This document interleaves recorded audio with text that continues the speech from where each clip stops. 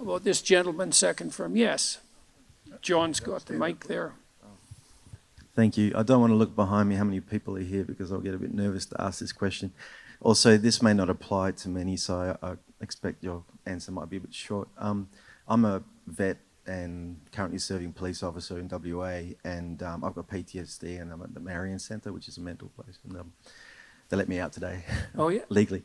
I just wanted to ask you, how do I move from day-to-day hedonism and ideations and risk the hope and cautious optimism of a long-term life with the conditions I currently have, or for anybody who might be having complex PTSD and living day-to-day? Well, I mentioned this program that I have online, this self-authoring program. One thing you might try doing it. So so it's got 3 parts. The first part is a guided autobiography. And what it asks you to do is break your life down into 7 epochs and 7 stages. Sometimes people do that by relationship or by year or by occupation, however you choose. And then to detail out the most significant emotional events of your life, especially those that still hold some emotional valence. And that would help, because what happens with PTSD in some sense is that the narrative through which you see the world fractures. And because it fractures, your perceptions and your consequent emotional responses become chaotic. And that chaos produces a stress response, a chronic stress response. And so what you need to do to recover from PTSD is to knit the story back together. And I had a client who had PTSD, very seriously affected. She was only 17, and she was so fractured that she was diagnosed with severe schizophrenia.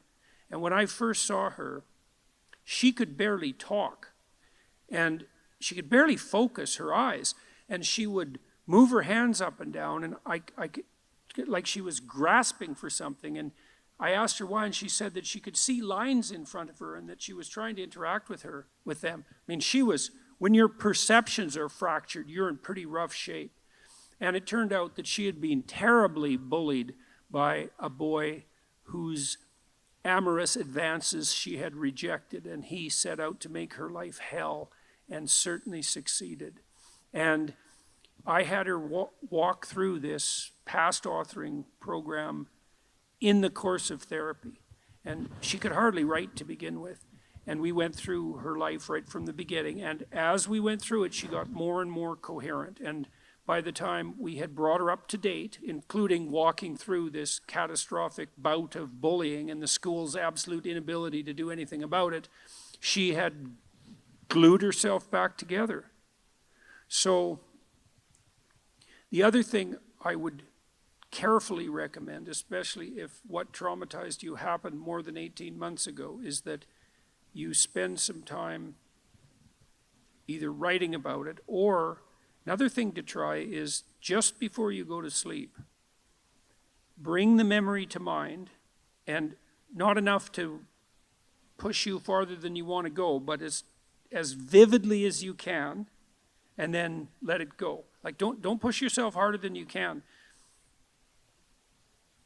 You'll see,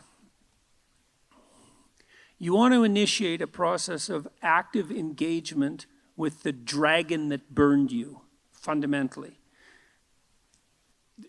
The psychophysiological pattern of active engagement is the opposite to the psychophysiological pattern of involuntary stress. And so if you can practice embodying that voluntary confrontation, then that stance can come to dominate. And that's the stance you want to dominate, because that moves you forward voluntarily into the world. And so, and that, in all probability, that will work. So I had this is a friend of mine.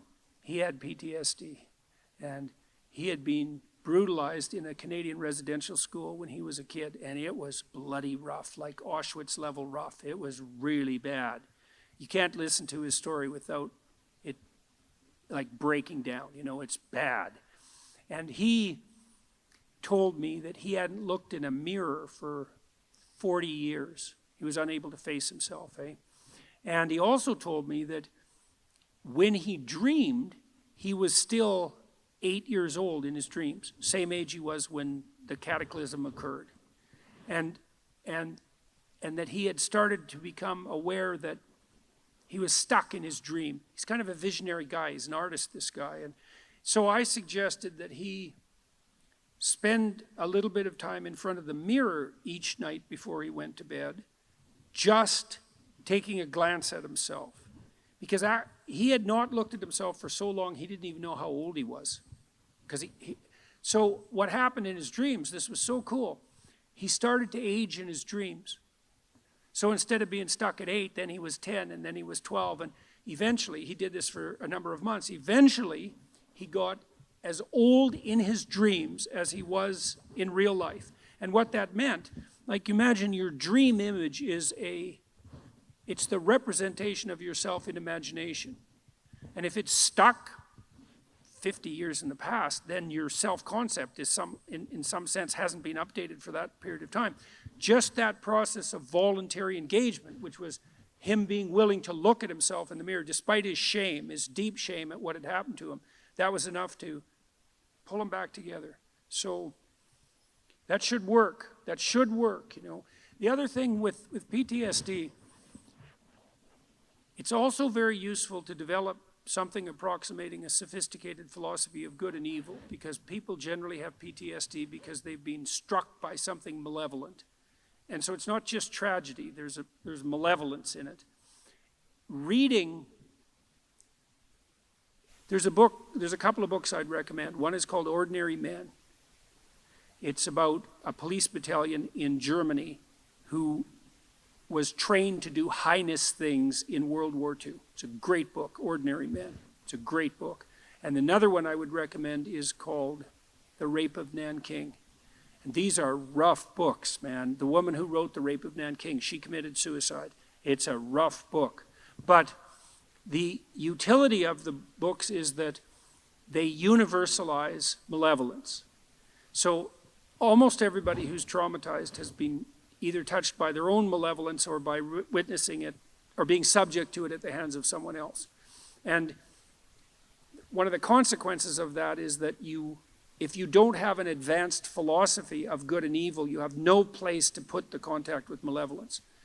Part of the utility of the doctrine of original sin was the universalization of malevolence. So, you know, you might say, and it's true, that there's a little bit of Hitler in all of us, and there's a little more than a little bit, you can be sure of that. And that's a pretty cataclysmic realization.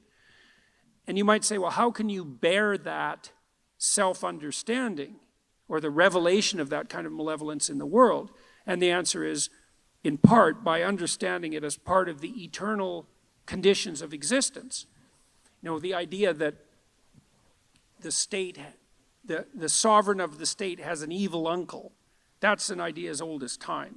So for the Egyptians, that was Set. And the sun sets, by the way, because the spirit of Set is what devours the sun at night. And Set is the root word for Satan. And so even the ancient Egyptians knew that malevolence that it was worthwhile contemplating the existence of malevolence as an independent spirit. And that allows you to take responsibility in some sense for the existence of malevolence in your own life, but it also universalizes it so that it's not exactly about you, right?